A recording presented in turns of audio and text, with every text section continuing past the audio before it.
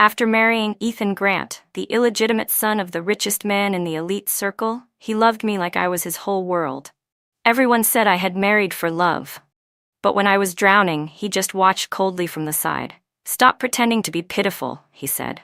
"I gave you over 20 years of a wealthy life as Mrs. Grant. That should be enough. The only person I truly owe is your cousin Claire. She's the one I really love. She stayed silently by my side for 10 years, just so I wouldn't be in a difficult position." Then he added cruelly, "You'd better really be drowning this time. It would be perfect for us." Even our son, who had just started college, joined in, trying to persuade him. "Don't worry about her, Dad. Aunt Claire's the one who really cares about us. She's been managing the company all these years. You should marry her." Mom would have given her blessing too. I was so furious I couldn't catch my breath. I died from suffocation. I had worked tirelessly for that family for over 20 years, and in the end, they were ready to throw me to the fish. When I opened my eyes again, I was back on the day Ethan came to our home to propose. The look he gave me was full of disgust. Before my father could speak, Ethan stepped forward and said, "Mr. Stone, the one I love is Claire. Please let me marry her." In that moment, I understood Ethan had been reborn too. My dad was trembling, pointing at Ethan with a shaking finger, too angry to speak. But Ethan's eyes were glued to Claire, who stood just behind me. That gaze, I'd seen it before. In my last life, when I invited Claire to our house, Ethan had looked at her the same way, obsessed, crazed, and unhinged. "Mr. Stone, I made the wrong choice before. Claire is my true soulmate." He turned his head, finally casting a disdainful glance at me. "Emily is just too boring, dull and flavorless. I want to create a real business legend with Claire by my side. Besides, Claire's been living in your house anyway. She's practically like your daughter." My dad's chest rose and fell rapidly in fury. He reached for the phone to call security, but I stopped him. "Wait," I said. My father looked at me, stunned. Ethan froze too, then curved his lips into a mocking smile. He must have thought I would beg him again, like I did in the last life. He stepped closer and offered a condescending solution. "Emily, even though we can't get married, I can hire you as my personal assistant. Name your salary, anything you want. After all, you've been with me for so many years." The air turned dead silent. My father's face went from red to a dark, livid shade. But I smiled. I gently moved his hand away from the phone and walked step by step toward Ethan. I stopped in front of the face I had once loved for over 20 years, looked him straight in the eye and said calmly, "A bastard child who had to climb his way up through marriage? I never respected that before." I paused, the curve of my lips deepening into a smirk. Now, I despise it even more. I saw Ethan's face freeze in shock. Then I turned to my father and said, "Dad, I don't want to dirty my eyes here any longer. I'm going upstairs to change." But I didn't go to my own room. I walked straight to Claire's. I had to remind her, Ethan Grant is not a good man. The door was half closed. Claire had her back to the doorway, speaking in a hushed voice on the phone with her best friend, her tone full of smug pride and excitement. "I got Ethan, that idiot. He said right in front of everyone that he wants to marry me. Emily, she's just a pretty but clueless doll. What does she know about business? About men?" I just copied her outfits, mimicked the way she talks, and grabbed a few of her drafts from her computer. I tweaked them a bit, and Ethan now thinks I'm some kind of genius soulmate, a business prodigy. He has no idea that every word he praises me for actually belongs to that dumb Emily. Ha ha ha, just wait, once I marry into the Grant family. The first thing Claire did was hand over the Stone family's company to my parents. I froze where I stood. So that's how it was. My ideas had been stolen by a thief, and everything my family had worked so hard for had become a cruel joke to an ungrateful traitor. While I was still in shock, Ethan Grant suddenly grabbed my wrist tightly. I hadn't even noticed when he'd followed me. His face was twisted with rage and disgust. "Emily, I'm warning you, don't even think about hurting Claire." He was convinced I had come to cause trouble for her. His eyes were full of contempt and disdain as he sneered, "Drop that jealousy. Claire's talent is beyond anything you could ever comprehend. 3 days from now, at the Genesis Capital Venture Summit, she'll amaze everyone. You'd better accept reality and stop humiliating yourself." Ethan was convinced that his second chance at life existed solely to correct his mistakes and embrace true love. He truly believed his success in the last life had all come from Claire, the mastermind behind it all.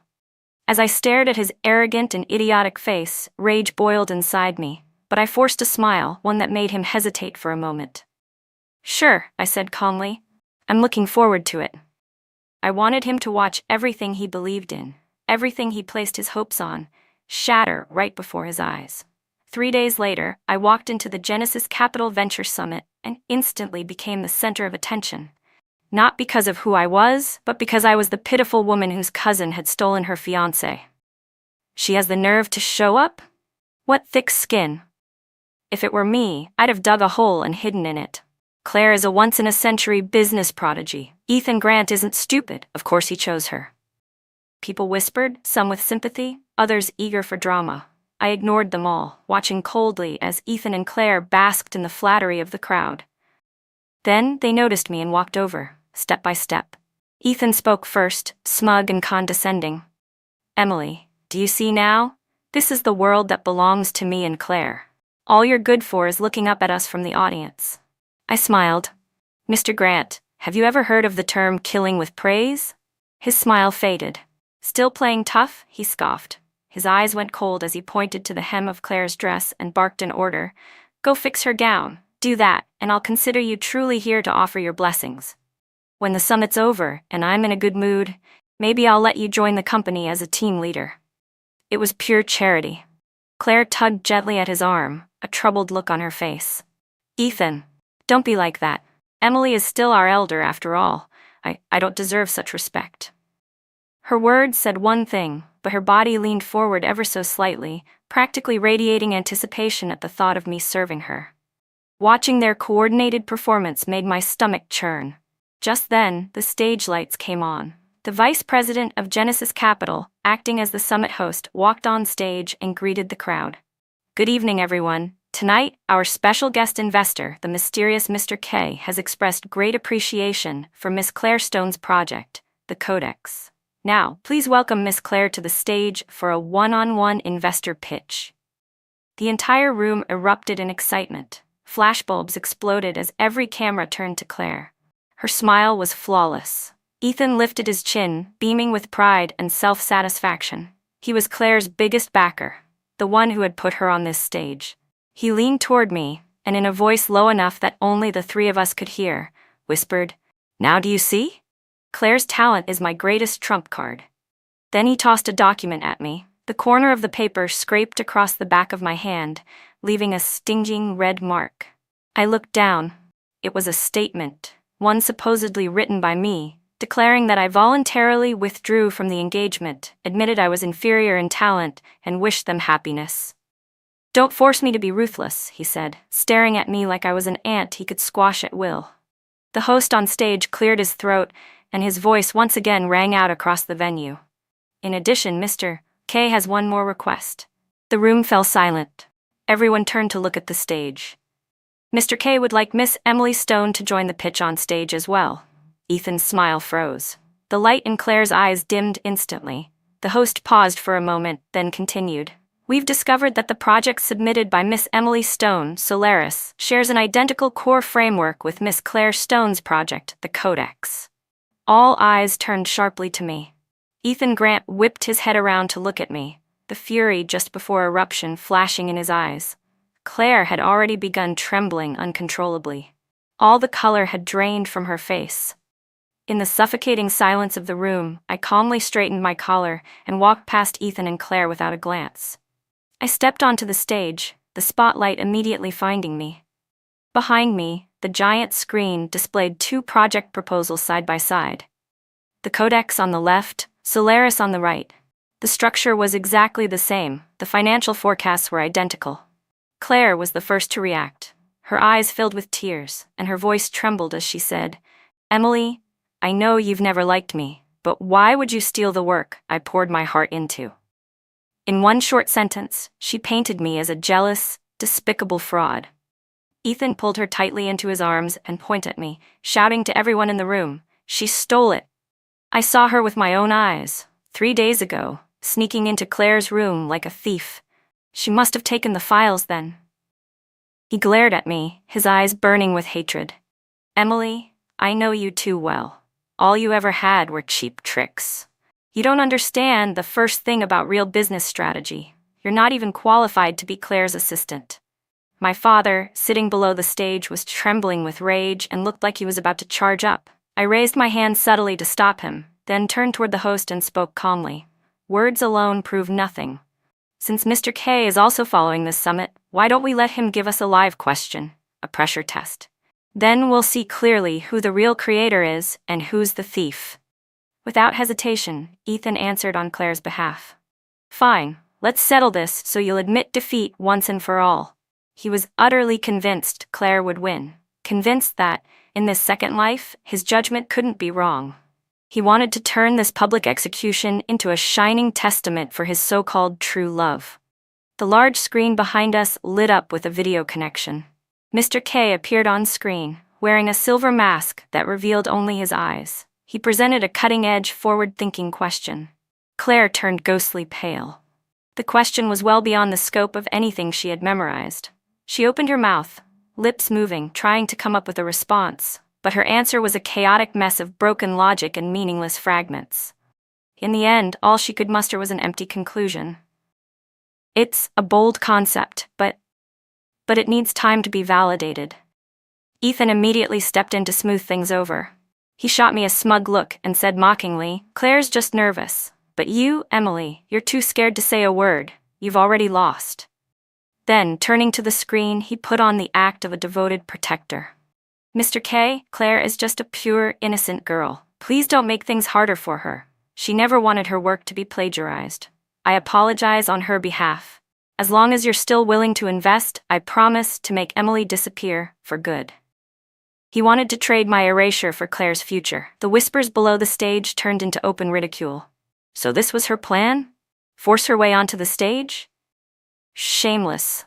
Even Mr. Grant wants her gone. Why is she still here? I smiled, stepped forward, and picked up a marker beside the whiteboard. The tip of the pen made a crisp, deliberate sound as it met the surface. Then I began to break down Mr. K's question across 3 dimensions: core logic, technical baseline, and real-world application. Layer by layer, I dissected the challenge and proposed 3 concrete optimization solutions. When I finished, I put the marker down and turned to face the audience. I pointed to the 2 identical proposals still glowing behind me. One more thing I need to highlight, I said. To fool amateur investors like Mr. Grant, who pretend to understand business but don't, I intentionally planted 3 data traps in my proposal.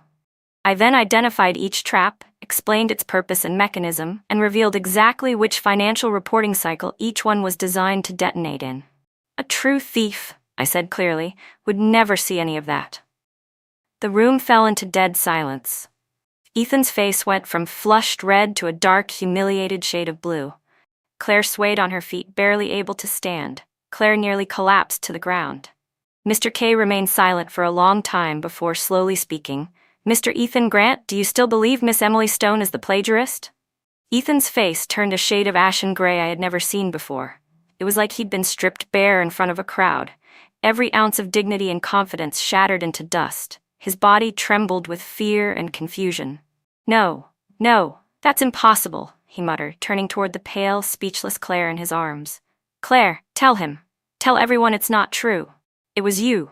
You taught me all of this. Say it. Claire's lips trembled, but not a single word came out. All her pretense, all her performance, laughable in the face of real strength. Then Mr. K's voice came through the screen again. Miss Claire Stone, your submission of the codex was received 3 days ago at 9:15 a.m., but our system shows that Miss Emily Stone submitted Solaris 3 weeks ago at 3:02 p.m. 3 weeks. That was more than enough time for someone with intent to make a perfect copy of an original project. The crowd erupted in shock. Every whisper, every mocking glance suddenly turned and swept toward Ethan and Claire. Ethan shoved Claire away from him like she was something filthy. She let out a sharp scream as she fell to the ground, completely disheveled. He didn't even look at her. He stormed over to me, eyes bloodshot, clutching my shoulders in a death grip. You planned this, he hissed. You planned it all. You knew from the start you wanted to watch me fall. Emily, you're so cruel. I looked at his face, twisted with desperation and rage. Ethan, I said calmly, I wasn't watching you fall, I was just taking back what was mine. At that moment, Mr. K removed the silver mask from his face. A gentle, refined man with a pale, sickly complexion appeared on the giant screen. The entire venue went silent once more. Even my father, seated below the stage, stood up in stunned disbelief, his mouth slightly open, eyes wide in shock. Ethan was hit like thunder had struck him. He froze completely, and the strength in his hands fell away. His Adam's apple bobbed as he forced out the words, Luke Rivers? No, he should have said, the true power behind Genesis Capital, my uncle, Luke Rivers. Due to health reasons, my uncle had spent years receiving treatment overseas, rarely appearing in public. In my last life, after he passed away, I had sorted through his belongings and discovered that he had always been quietly supporting me from afar. Even without my knowledge, he had helped me clear away countless obstacles. Now, his eyes settled on me, filled with unspoken pain and deep regret. Emily, he said softly, I'm sorry. Your uncle came back too late. The moment he spoke, the crowd erupted again. Then, addressing everyone in the room, he made an announcement. From today onward, Genesis Capital will invest fully in Miss Emily Stone's Solaris project. Ethan staggered slightly, but that wasn't the end. Luke continued, and I will transfer 30% of my personal shares in Genesis Capital, unconditionally, to my niece, Emily. As his final words landed, the entire hall fell into an eerie, stunned silence. The light in Ethan's eyes slowly faded until only ashes remained. It was then that he finally realized he had been given a second chance at life. And not only had he failed to right his wrongs, he had personally dragged himself into irreversible ruin. Murmurs filled the hall again. People looked at Ethan with a mixture of pity and scorn. What an idiot. He backed a fraud and ended up offending the real power. She's the actual heiress, his own fiancée. He gave everything up, for nothing. After the summit, Ethan and Claire became the biggest joke in the entire elite circle. I sat quietly in my uncle's car, watching the neon lights flash outside the window. My father sat in the front passenger seat, glancing back at me from time to time, his eyes full of guilt and remorse. Emily, my uncle said as he handed me a document. It was the official transfer agreement for 30% of Genesis Capital's shares. I accepted it without a word. My fingers trembled slightly as I held the document. This is what you deserve, Uncle Luke said, his pale face tinged with emotion. Back when your grandfather founded Genesis Capital, your mother was the one he saw as his true successor. If it hadn't been for... He didn't finish the sentence, but I understood. In my previous life, I was so consumed by my love and devotion to Ethan Grant that I ignored everything about my grandfather's legacy. I turned a blind eye to the family's business. Not until Uncle Luke passed away and Genesis collapsed did I realize how wrong I'd been. But by then, it was far too late for regret. Thank you, Uncle, I said sincerely as I accepted the document. From now on, I'll be the one to protect what you and Grandpa built. He looked momentarily stunned, then smiled with deep relief. The car stopped in front of the Stone family villa, but my heart grew heavy. Inside, my aunt and uncle were already waiting on the couch. The moment we stepped through the door, they leapt to their feet. Big brother, my aunt wailed, tears and snot streaming down her face. You have to stand up for our Claire. She was framed by Emily. Our Claire is so pure, there's no way she would ever plagiarize anything. My uncle quickly added his voice to hers. It was Emily. That girl's been cunning since she was little. She must have been jealous of Claire and Mr. Grant's love. That's why she set up this whole trap. My father trembled with rage, pointing at the two of them. You actually have the nerve to come here and say this? After what Claire did? Instead of repenting, you dare twist the truth like this? I thought my aunt might finally back down, but to my surprise, she turned her fury on me. Emily, don't think you're untouchable, just because your uncle supports you now. Don't forget why Ethan Grant liked you in the first place. If it weren't for Claire constantly praising you in front of him, copying how you dressed and spoke just to get his attention, do you really think he would have looked at you twice? You're nothing but a cold wooden doll. So that was the truth. My so-called 20-year love in my previous life was nothing but a carefully crafted illusion built by their manipulation. I smiled coldly. So you admit it, I said, stepping closer, my eyes like ice. You admit Claire has been copying my life from the beginning. My aunt flinched, backing up a step under my gaze, but she still refused to concede. Copying? That's called helping. If it weren't for Claire, with your personality, you'd never have gotten married. Enough, my father roared, slamming a stack of documents onto the coffee table. This is the termination of ties agreement I just had our lawyer draft. From this moment on, your family has nothing to do with the Stones. Get out, now. My aunt and uncle were stunned. They hadn't expected my father to cut ties so decisively. Big brother, you can't do this, my aunt cried, lunging toward him, but he shoved her away. Security, he barked. 2 guards entered immediately, dragging my aunt and uncle toward the door. You can't treat us like this, my aunt shrieked. Emily, you bitch, you destroyed my daughter's future. I watched her being dragged out with cold eyes. There was no satisfaction in me, only a deep, frozen calm. Claire was still upstairs. I spoke evenly. Claire, you can come down now. She stood at the top of the stairs, her face pale as ash. She hadn't dared show herself the entire time. Now discovered, she had no choice but to walk down, trembling with each step. She stopped in front of me, eyes filled with tears. I'm sorry, I didn't mean to. Looking at her, disgust rose in my chest. In my previous life, this was exactly how she ruined me, step by step. She took everything from me, my husband, my child, my identity. I waved my hand and the security guards escorted her out as well. Finally, the villa fell silent. But Ethan Grant didn't disappear so easily. Like a trapped beast, he began to spiral, more obsessed, more deranged, and more dangerous than ever.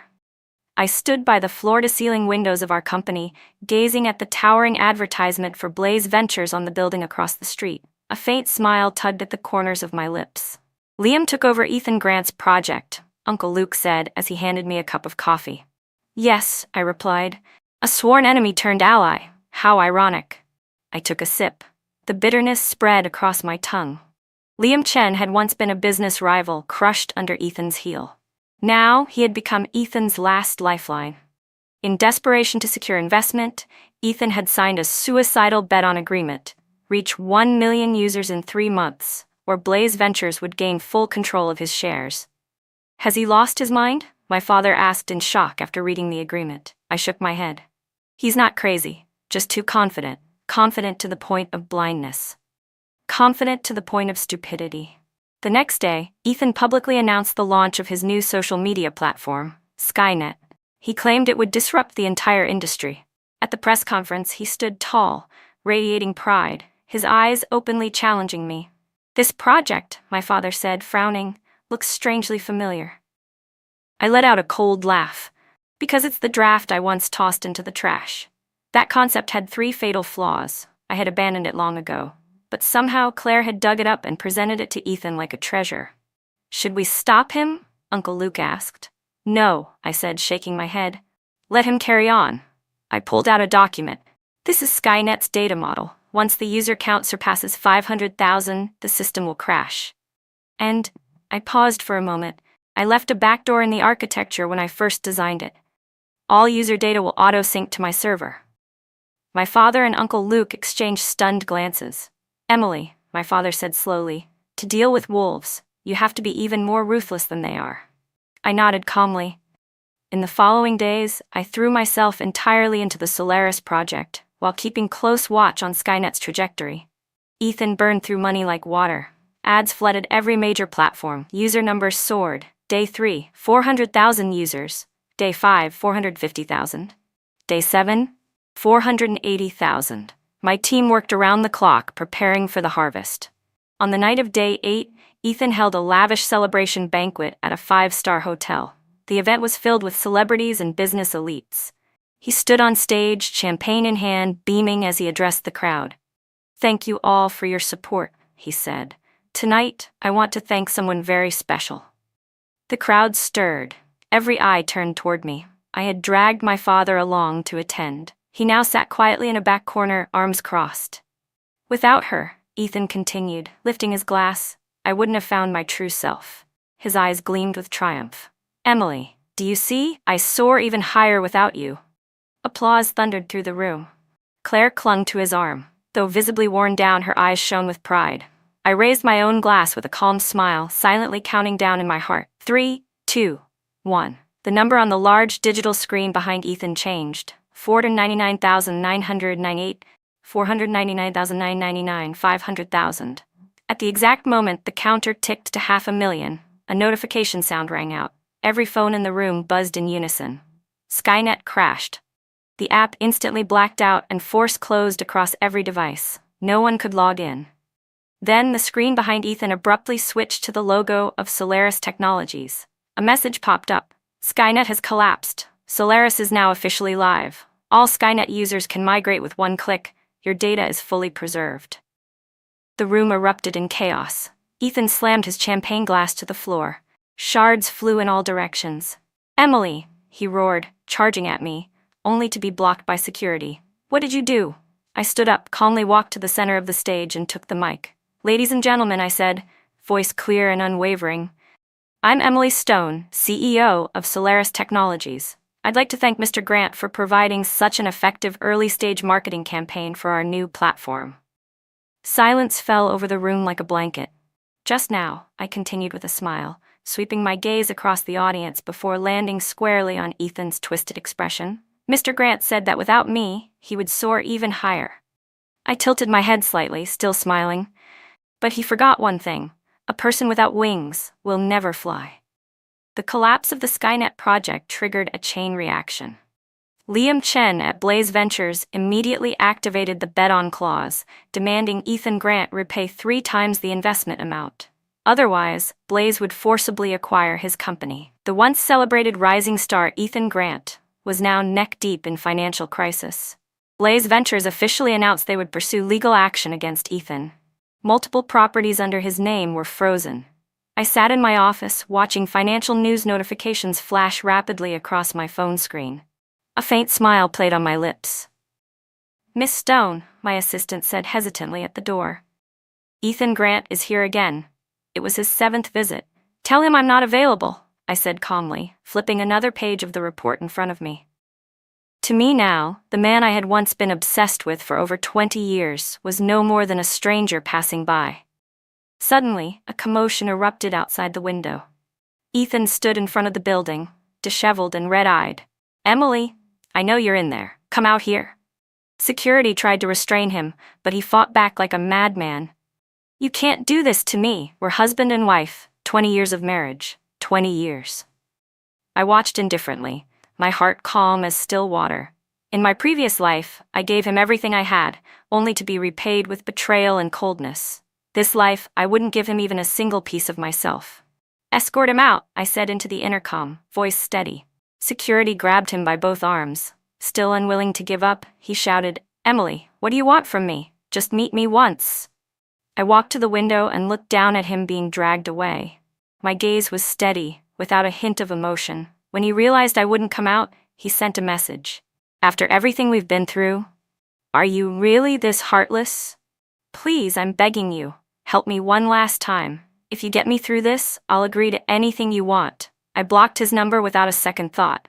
Once, I thought he was my whole world. Now he wasn't even worthy of a glance. "Miss Stone?" my assistant said again, knocking gently. "Chairman Gordon Grant of Story Group would like to meet with you." I smiled. The fish had finally taken the bait. Gordon chose to meet at an exclusive private tea house not open to the public. He sat in the seat of honor and personally brewed tea for me. "Emily," he said, cutting to the chase, "I won't sugarcoat it. I know that idiot Ethan wronged you, and I know everything you've done lately has been aimed at him." I sipped my tea calmly, waiting for him to continue. "I'll give you the chance to destroy him," Gordon said in a lowered voice. "I'll help you take down his company. Make him lose everything and be kicked out of the Grant family. In return, you'll merge your platform with Story Group." He thought I was a woman blinded by hatred, one who would gladly marry into the Grant family just to get back at Ethan. "Chairman Grant," I said, looking up and meeting his eyes, "you seem to be mistaken about one thing. I'm not here to destroy him. I'm here to devour him, not just his company, but Story Group as well." Gordon's hand trembled, nearly spilling the tea in his cup. His pupils constricted, and his face turned ghostly pale. What did you say? I slid a file folder across the table toward him. Inside were detailed records, 3 years of financial irregularities within Story Group, backdoor dealings among the executives, and evidence of illicit operations between him and several board members. Chairman Grant, I said quietly, you're getting older. Maybe it's time you retired and enjoyed your remaining years. Gordon's face went from pale to red, finally swelling into an ugly, bruised shade of purple. He slammed his hand on the table, sending tea splashing everywhere, some of it onto my white blouse. I didn't bother wiping it off. I let the drops spread across the fabric. You dare threaten me? This isn't a threat, I said, leaning forward slightly. It's a negotiation. You have 2 choices. First, call a board meeting and voluntarily step down. Transfer all your shares to me. In return, everything in this folder stays locked away in a vault, and your family keeps the last shred of dignity it has. I paused for a moment, my voice turning even colder. Second, I go public with all of this, and Story Group, your leaky, battered ship, sinks straight to the bottom of the ocean. Do you really think all the shareholders and rivals you've offended over the years will let you and your precious son, Gavin Grant, off the hook? Gordon Grant stared at me, veins pulsing at his temple. He had never imagined that the once docile, seemingly harmless girl who sat at the edge of family meetings could have investigated Story Group so thoroughly.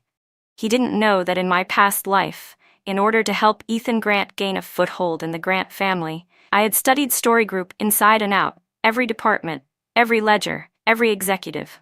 I knew their weaknesses, their dirty accounts, and their vulnerabilities like the back of my hand.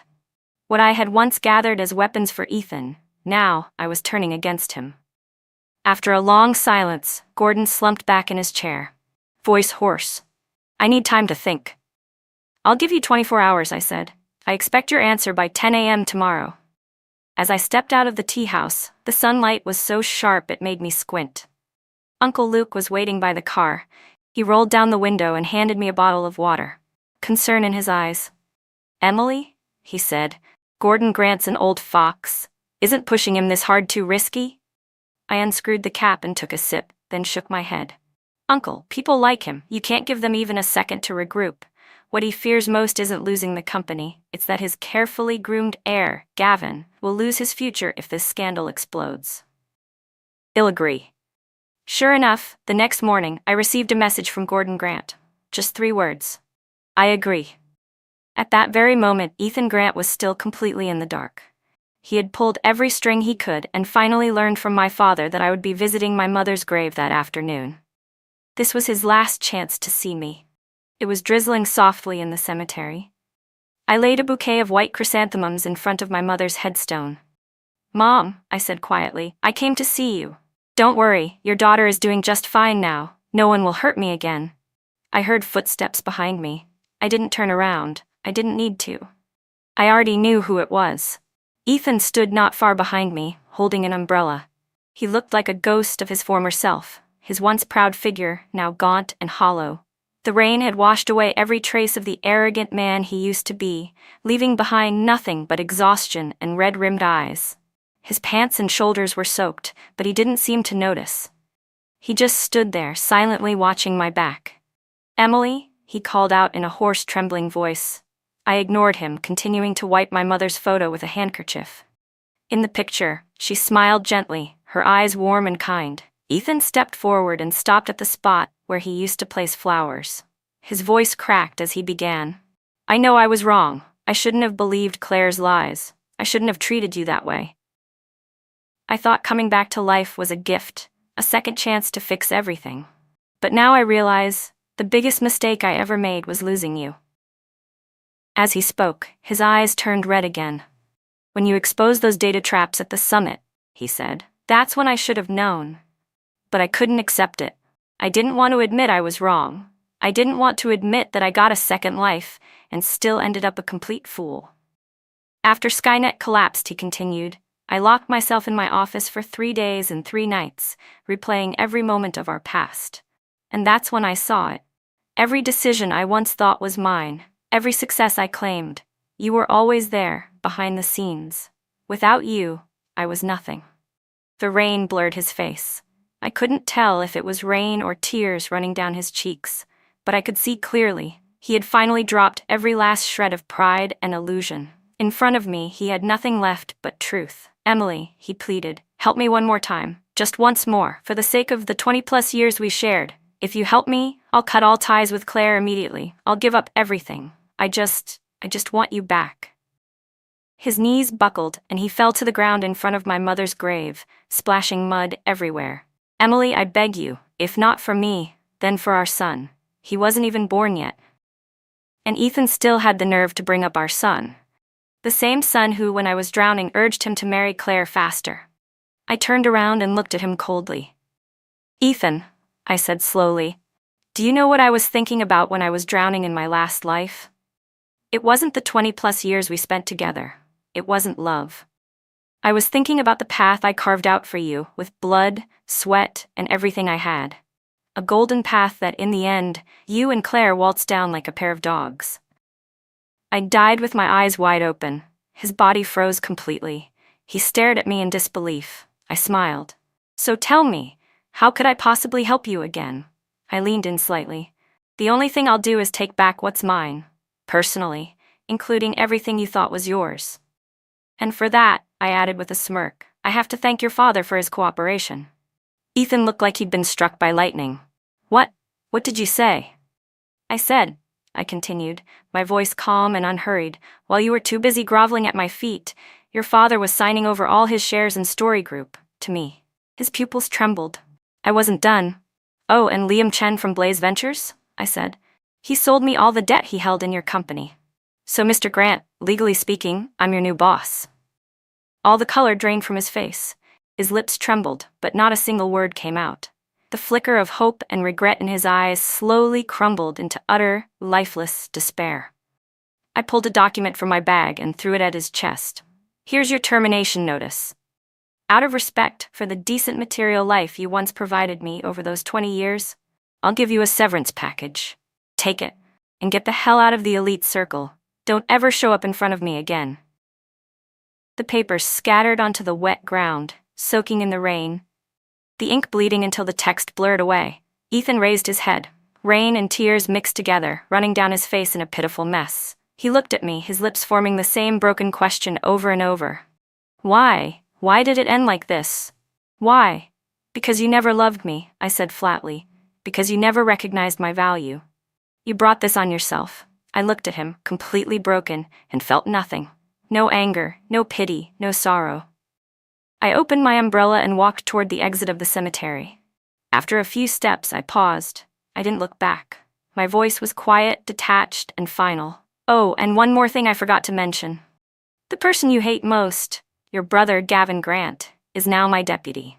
Story Group will be co-managed by the two of us going forward. You're the one who threw everything away. I didn't wait for a response. I walked on. Behind me, I heard Ethan's anguished scream tear through the air, but the wind carried it away and it never reached me. My life had turned a new page, and Ethan Grant was destined to rot in the past, nothing more than dust beneath my feet.